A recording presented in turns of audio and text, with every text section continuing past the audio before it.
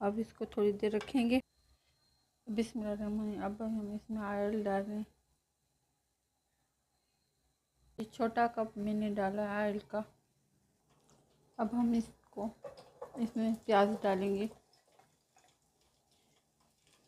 اب اس کو ہم زیادہ گولڈن نہیں بنائیں گے کہ ہلکا گولڈن اس کو پکائیں گے۔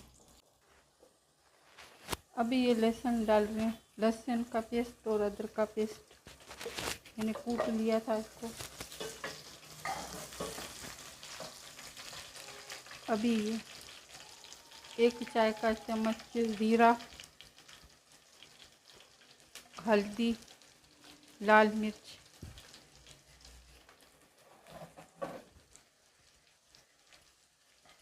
اور یہ سکھا ہوا دھنیا پیسا ہوا وہ بھی ڈال دیں۔